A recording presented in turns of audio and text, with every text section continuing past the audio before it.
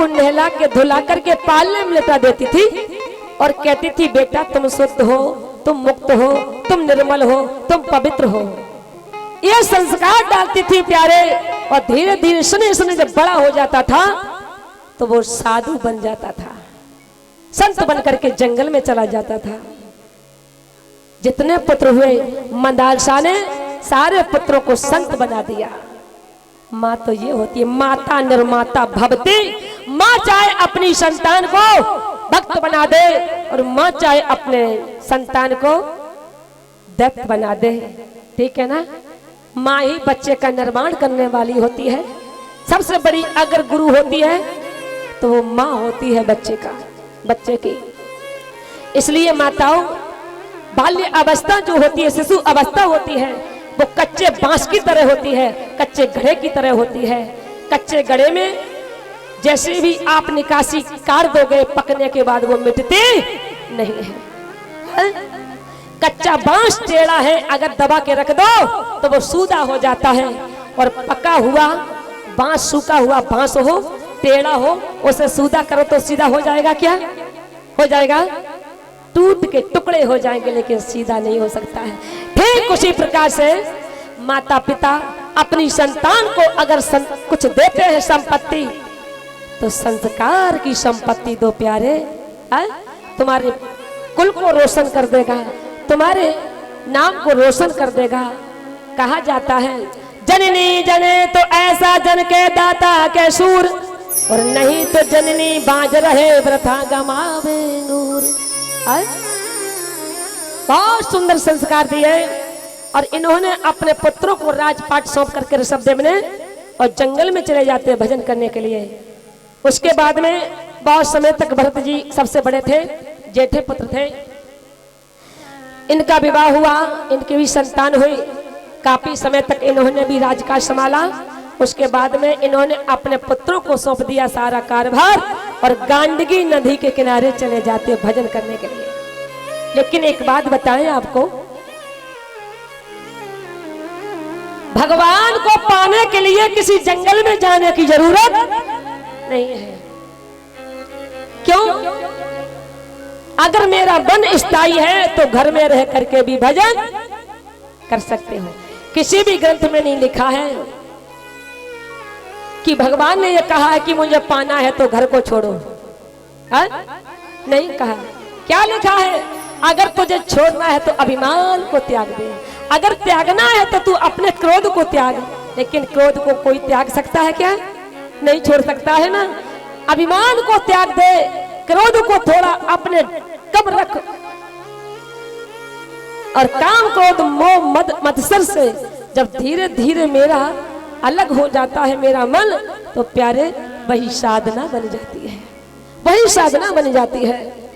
आज देखा भरत जी गांडगी नदी के किनारे बैठे भजन करते हैं, लेकिन मन घर में लगा हुआ है। और मन रंगा नहीं प्रभु के रंग में, क्या होगा कपड़े रंगने में। जब मन संतुलन सही नहीं, क्या फायदा भजन के करने में। कहीं चित्त गया, कहीं बुद्धि गई, कहीं चल चल चाल तरंगों की। मन तो माया में फंसा रहा, क्या हालत हुई मत मनों की। पहले अपने नेत्रों को सुधारो, पहले अपने चरित्र को सुधारो। और जानते हो सबसे पहला भजन का अंग है तो वो है सदाचार का। समझ में आ रही मेरी बात? भजन का प्रथम अंग कौन है? सदाचार। और जिसके पास में सदाचार होगा वही, उसी के पास में भक्ति भजन होगा। और जब तक सदाचार नहीं होगा, क्यों? माला तो कर में फिरे, जीव फिरे मुख माए, मनुआ तो चौदिस फिरे, जासे सुमिरन नाय। तो पहले अपने चरित्र को सुधारो। और जिसके पास में चरित्र होता है वो सबसे बड़ा भक्त होता है प्यारे। मंदिर में ना जाओ चलेगा, पूजा ना करो चलेगा, आरती ना करो चलेगा, लेकिन प्यारे तुम्हारे पास में चरित्र होगा तो तुम्हें मंदिर भी जाने की आवश्यकता नहीं है, तुम्हें कहीं पूजा पाठ करने की भी आवश्यकता नहीं है। तुम्हारे पास में चरित्र होगा तो तुम स्वयं भक्तिवान हो जाओगे। परमात्मा अगर प्रसन्न होता है तो सच्चरित्र से होता है। सच्चरित्र जिसके पास में नहीं है तो परमात्मा तुम्हारे आसपास भी कभी नहीं आ सकता है, कभी नहीं भटक सकता है। आज क्या देखा, हिरनी के बच्चे के मोह में फंस गए। एक जंगल में हिरनी गर्भवती रहती थी।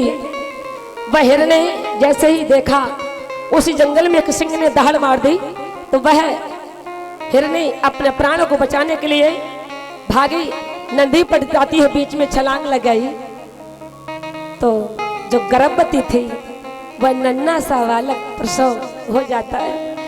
उस जल में बह के चलने लगा और वो हिरनी अपने शरीर को त्याग देती है।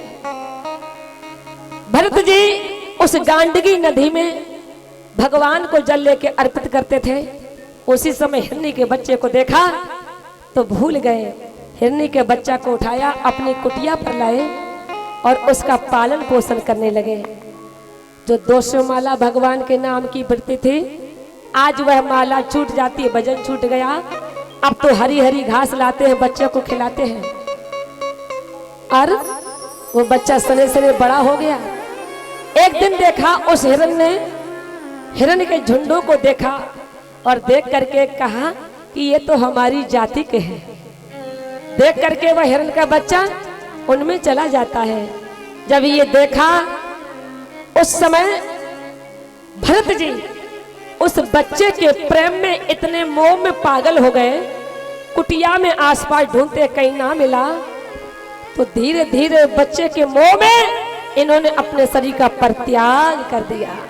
जब दूसरा जन्म हुआ तो इनको हिरण की योनि मिली। अंतमता सा गति, अंतमती सा गति कहते हैं मरते समय पर जिसका हम चिंतन करेंगे मुझे योनि वही प्राप्त होगी।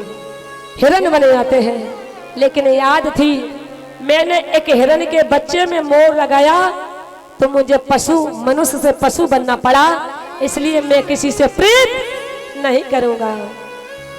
प्यारे धीरे धीरे उस हिरण की योनि भी उनकी छूट गई। तीसरे जन्म में ये एक ब्राह्मण कुल में हुए तो इनके पिताजी बहुत कर्मकांडी थे। देखा ये बालक कोई साधारण नहीं है, आगे चल करके बहुत विद्वान बनेगा। तो पिताजी ने बहुत कोशिश की कि इनको कर्मकांड सिखा दूं। मंत्र गायत्री लिख करके देते थे, लेकिन भरत जी जानबूझ करके याद नहीं करते थे। क्यों? क्योंकि इसलिए नहीं करते थे अगर एक बार मैंने मंत्र को याद कर लिया तो मेरे पिताजी मेरे को इस मोह में डाल देंगे, इसलिए जानबूझ करके इससे दूर रहे। प्यारे पिताजी शांत हो गए। भाइयों ने देखा, कहते हैं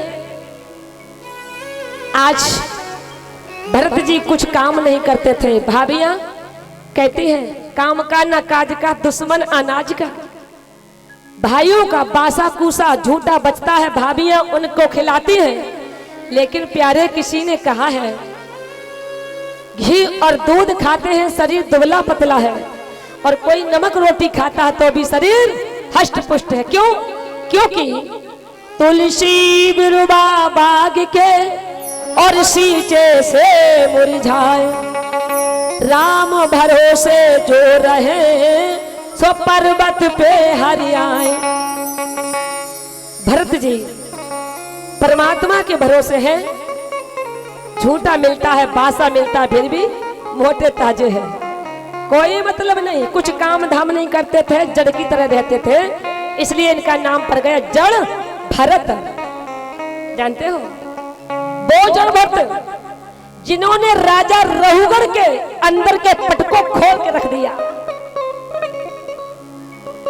भाइयों ने नाकारा समझ करके खेत पे रखाने के लिए छोड़ दिया, मचान बना दिया, जाओ तुम खेत को रखाओ। बाजरे का खेत था और अब भरत जी खेत को रखाते हैं मचान पर बैठ करके। तो कैसे रखाते हैं? उस मचान पर बैठते चिड़ियों को बुलाते हैं और कहते हैं आओ तुम्हारा है खेत, चिंता मत करो। कि चिड़िया राम की बड़े ही काम की, कि चिड़िया